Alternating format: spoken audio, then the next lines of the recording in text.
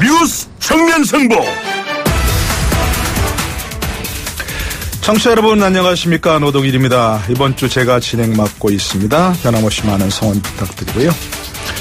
먼저 오늘 저희가 준비한 순서 알려드립니다. 국회 3당 개헌 협상이 오늘부터 시작된 가운데 과연 타협안이 나올 수 있을지 주목되고 있습니다.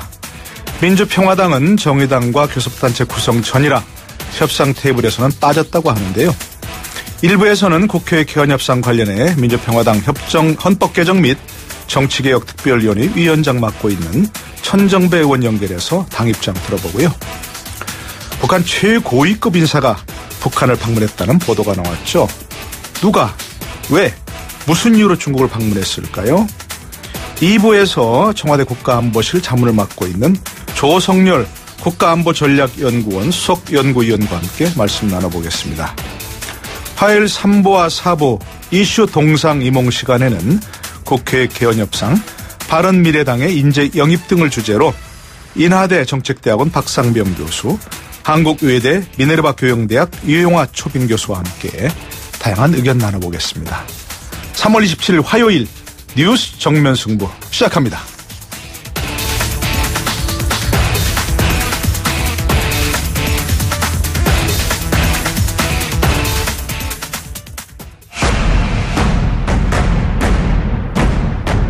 뉴스 정면 승부.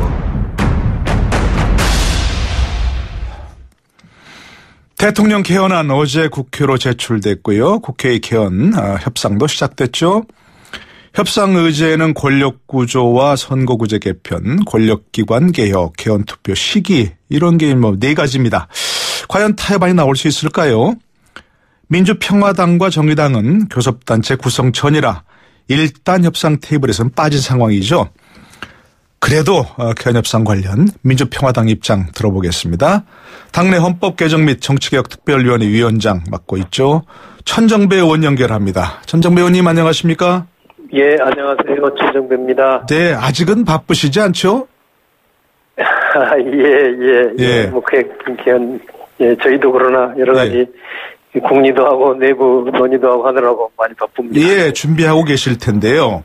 예. 일단 어제 대통령이 개헌안을 발의했습니다. 야당의 반대가 있습니다만 그래도 보수 야당에서는 관제 개헌 이렇게 비판도 나오고 어쨌든 그래 결과적으로 대통령이 개헌 발의하면서 국회 개헌 속도가 좀 빨라지는 거 아니겠습니까? 그야 그렇게 되겠죠. 예, 현 상황은 어떻게 지켜보고 계신가요? 예. 우선 정부 여당과 제1야당인 자유한국당이 좀 맹성해야 될 것 같습니다. 네. 예, 그동안 해왔던 것처럼 하면은 개헌이 될 수가 없다고 봅니다. 잘 아시는 것처럼 개헌은 국회 3분의 2 이상의 찬성이 필요하죠. 그렇죠. 그래서 현실적으로 민주당과 자유한국당이 합의에 이르지 못하면은 안 되는 거죠. 그런데 그렇기 때문에 대통령과 민주당은 분권형 권력 구조를 받아들이고 자유한국당은 이제 민심 그대로 선거제, 즉 연동형 비례대표제를 받아들여 이렇게 주고받기식으로 타협을 이루는 것이 유일한 해법입니다. 네네. 그래서 이것을 이제 할 수 있느냐가 문제인데요. 지금까지의 태도로 보면은 상당히 비관적입니다. 비관적이긴 하지만 어떻게 문 대통령이 그래서 그걸 압박하기 위해서인가요? 그러면서도 이제 이번 개헌에 의해서 제게 돌아오는 이익은 아무것도 없다 이렇게 강조하셨는데 어떤 문재인 대통령의 개헌 발의에 대해 긍정적 측면이라고 볼 수 있나요? 어떻게 보십니까? 저는 대통령께서 개헌 문제를 가지고 내 자신의 이익 이렇게 운운하신 것 자체가 적절치는 않다고 생각합니다. 적절치 않다? 예. 네. 어느 분이 제게 이렇게 말씀하셨어요. 대통령이 개헌을 발의하는 것은 대통령 자신에게는 꽃놀이패다. 꽃놀이패요? 신의 한 수다. 예. 개헌이 되면은 되는 대로 대통령의 성과가 될 거 아닙니까? 네네. 또 부결되면 되는 대로 주로 그 야당이 정치적 타격을 입게 된다고요. 그래서 대통령께서 발의에 만족하실 것이 아니라 진심으로 개헌을 실행하시겠다면은 최소한 이제 저희 민주당이 제안한 그 국무총리 국회 추천제 정도의 분권형 구조를 받아들이면서 야당들을 설득하고 또 합의에 이르는 노력을 많이 하셔야 될 것입니다. 네. 어쨌든 발의가 됐으니까 국회가 이제 개헌안을 가보관 의결하던가 아니면 5월 4일까지랄까요? 이런 뭐 데드라인을 감안해서 국회 합의안을 내놓던가 뭐 해야 되는 거 아니겠습니까? 근데 뭐 민주평화당의 입장은 무엇입니까, 여기에서? 저희는 이제 그 금방 말씀드린 대로 새누리당은 이제 그동안 민심 그대로 선거제도. 그러니까 자유한국당이죠. 새누리당 전신호. 네, 자유한국당은 그걸 반대하는 입장을 가져왔지 않습니까? 그렇습니다. 네. 예. 그런데 문재인 대통령께서는 그동안 여러 차례 선거제도를 개혁하면은 분권형 권력구조도 할 수 있다고 말씀하셨어요. 네. 그게 답입니다. 말하자면. 그러니까 새누리당이 죄송합니다. 자유한국당이 엊그제 이제부터는 그 민심 그대로 선거제를 받을 듯한 태도를 보였지 않습니까? 네. 그러면은 문재인 대통령과 여당으로서는 최소한도의 분권형 권력 구조에 타협하겠다 하는 자세를 보여야 될 겁니다. 그 분권형 대통령제란 건 어떤 걸 말씀하시나요? 그러니까 그걸 이제 내각제도 있고 내각제는 물론 내각제나 이원 집정부제도 있겠지만 저희 민주평화당은 국민들의 여론 그리고 대통령과 여당의 입장을 고려해서 네. 최소한도의 대통령제를 유지하면서도 최소한도의 권력 분산 그 장치로서 이제 국무총리를 국회에서 추천하자 안을 내놓고 있습니다. 네. 네. 그러니까 국무총리를 국회에 추천한다는 것은 국회에서 선출한 것과는 전혀 다릅니다. 네네. 예, 국회에서 선출하게 되면은 경우에 따라서는 대통령과 전혀 반대되는 인물이 나올 수 있지만. 그러니까요. 국회에서 추천을 하지만 역시 인사권은 대통령이 가지게 되는 겁니다. 저희 안은요. 그러면 대통령이 마음에 안 들면 임명 안 하면 되는 겁니다. 네. 예, 그렇게 되면 지금도 사실은 대통령이 국회의 동의를 얻어서 국무총리를 임명하게 돼 있거든요. 네. 예, 그 순서를 조금 바꿔서 국회가 먼저 추천하고 대통령이 임명률을 결정하는 쪽으로 간다면 네. 결국 대통령과 국회가 서로 협의에 의해서 국무총리를 임명하게 될 것이고 그럼 국무총리의 위상이 좀 강화되고 네. 국무총리가 국무위원 제청권이 지금도 헌법에 있지 않습니까? 그렇습니다. 네, 그것을 행사해서 가면은 적어도 사실 야당 입장에서는 만족스러운 바는 아니지만 네. 최소한의 대통령 권한의 약간의 분산책 말하자면 총리나 국회가 약간의 권한을 더 실질적으로 가지게 되는 그런 정도는 된다고 생각해서 저희가 바로 그 안을 내놓고 있는 겁니다. 예. 거기다가 이제 뭐 연동형 비례대표제도 이제 헌법에 못 박자 이런 말씀하시는 거죠? 그렇습니다. 그것은 뭐 종래부터 저희가 늘 주장하고 있는 건데요. 네네. 선거제도가 각 정당이 국민들한테 받은 득표율에 비례해서 의석을 갖다는 겁니다. 네. 그래서 민심 그대로죠. 가장 민의에 충실한 거거든요. 네네. 그리고 국민들의 사표가 죽음표가 없게 만드는 제도이기 때문에 이 제도를 만드는 것이 저는 한국의 정치개혁의 출발점이고 네. 가장 민주적인 것이라고 생각합니다. 네, 그럼 아예 이것도 여쭤보죠. 그러니까 그런 분권형 대통령제, 이른바 국회에서 총리 추천제, 그리고 연동형 비례대표제, 이렇게 자유한국당이 그 안을 받으면 그러면 시기는 그럼 뭐 이번에 지방선거가 아니고 10월쯤 하자는 자유한국당 입장도 받을 수 있습니까? 저는 시기는 중요하지 않다고 보는 사람입니다만은 내용이 중요하죠. 네.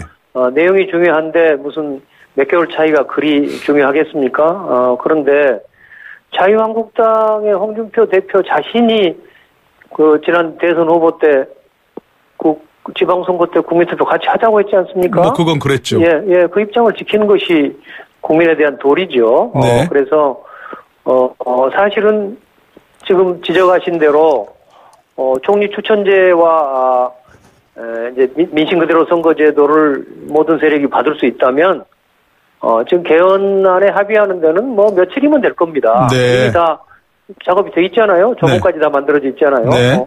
대통령 발의안에서 다른 부분은 좋은 게 많이 있습니다. 그러니까 그것들을 신속하게 합의해서 간다면요. 얼마든지 6월 그 지방선거와 함께 투표할 수 있다고 생각합니다. 있다고 이제 그렇게 생각하시는데 한국당 이거는 안 받을 것 같으니까 그렇지 않습니까? 안 받고 한국당이 끝끝내 그 시기는 자기들한테 양보해달라 한다면 그럴 수 있다고 생각합니다. 그럴 수도 있다. 저희로서는요. 내용만 좋으면 몇 달 못 참겠습니까? 네네네. 헌법을 만드는 게 중요하니까 좋은 헌법을. 자, 그런데 지금 이제 뭐 일단 저 3당이 민주평화당과 정의당을 제외한 채 개헌 협상을 시작했지 않습니까? 일단 뭐 교섭단체가 평화당, 정의당이 아직 안 돼 있으니까. 그런데 어떻게 교섭단체는 확실하게 며칠 내로 구성이 됩니까? 어떻습니까? 예, 그것은 아마 우리 원내 지도부가 정의당 쪽과 네. 지금 협상을 활발하게 벌이고 있어서요. 네. 저희로서는 금명간에 타결이 될 것으로 좀 기대하고 있습니다. 네, 빨리 돼야 될 것 같은데 평화냐 정의냐 이거 어떤 걸 앞세우냐도 좀 문제인 것 같아요, 그죠? 네. 그래서 저는 어쨌든 정 안 되면 뒤에 추첨으로 했으면 좋겠다 뭐 그런 소리까지 추첨으로 해봤습니다. 예, 뭐 돌아가면서 해야 될 것 같고요. 근데 이게 그 민주평화당이나 정의당이 끼지 못하면 뭐 그야말로 타협이 되지 못한 채 지금까지 계속 몇 년째 헛바퀴 돌아왔던 그 국회 논의 계속되는 거 아닌가요? 좀 걱정이 되기도 하는데요. 예, 그래서요. 네. 개헌 논의는 사실은 그 전 국민적인 토론과 합의의 과정이 필요하지요. 네. 그런 점에서 교섭단체만으로 하겠다는 그것은 안 맞는 거고요. 네. 교섭단체를 안 만들더라도 아직 못 만들었습니다. 아직 안 만들더라도 민주평화당과 정의당도 그건 참여해서 협상하는 것이 옳다고 봅니다. 네. 더구나 지금 정부 여당과 제1야당인 자유한국당 사이에 그 대결이 지금 첨예하지 않습니까? 예. 그리고 거기서 그래도 가장 합리적이고 실현 가능한 절충안을 내놓은 세력이 저희 민주평화당과 정의당이죠. 네. 총리 추천제는 사실은 양당이 서로 의논해 본 적이 전혀 없는데요. 우연히도 각자 그 고심 끝에 내놓은 안이 일치하거든요. 네. 예, 저희와 정의당이요. 그래서 사실은 이번 개헌 논의에서는 비록 의석수는 작지만 우리가 민주평화당과 정의당이 뭐 핵심적인 결국 역할을 할 수 있다고 생각합니다. 예. 그런 점에서도 반드시 그 협상에 들어가야 한다고 봅니다. 그러니까요. 그러기 위해서라도 빨리 원내 교섭단체를 구성해야 되지 않겠나 싶은데 조금 다른 얘기입니다만 지금 그 전혀 새로운 제도로 뭐 국민 소환제, 국민 발안제 이런 게 지금 일단 그 들어간 것 같아요. 헌법 개정 안에는. 예. 그게 이제 뭐 물론 국민들의 어떤 국민 주권을 강화한다 이런 측면이 좋긴 한데 이게 또 무슨 포퓰리즘적인 그런 악용될 수 있는 가능성이 있지 않냐 이런 얘기도 있는데 입장이 어떠십니까? 이제 포퓰리즘이라고 하셨는데요. 사실은 이제 저는 지지난해부터의 촛불 국민혁명의 정신이 결국 민주주의와 주권을 강화하는 거 아니겠습니까? 네네.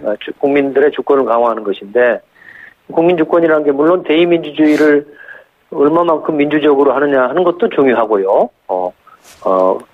그렇지만 동시에 국민들이 직접 참여할 수 있는 길이 터져 있어야 한다고 생각합니다. 네. 헌법만 하더라도 지금 아무리 국민들이 원하더라도 국회에서 막아버리면 아무것도 못하게 돼 있잖아요. 네. 국민투표도 마찬가지입니다. 국민투표도 현행헌법은 대통령이 그 국가 안위에 필요한 사항에 관해서 중요 정책에 대해서 할 수 있다고 돼 있죠. 할 수 있다고 돼 있어서 국민들이 오히려 배제된 측면이 있어요. 그래서 저는 주권자인 국민들이 직접 참여할 수 있는 길을 터주는 것은 그것을 포퓰리즘이라고 부를 수는 없고 다만 제도를 설계함에 있어서 어떻게 합리적으로 작동할 것인가 하는 것을 잘 감안해 가면서 설계할 필요는 있겠죠. 뭐 그런 부분도 잘 연구하셔서 뭐 이번 개헌 국면에서 민주평화당이 좀 활약을 해주길 부탁드리겠습니다. 저희도 이미 그 국민 소환제, 발안제, 투표제를 강화하는 안을 지금 어제 발표했습니다. 알겠습니다. 네, 오늘 말씀 잘 들었습니다. 고맙습니다. 고맙습니다. 민주평화당 헌법 개정 및 정치개혁 특별위원회 위원장 맡고 있는 천정배 의원이었습니다. 네, 잠시 후 2부로 돌아옵니다. 어디로 가지 마시죠.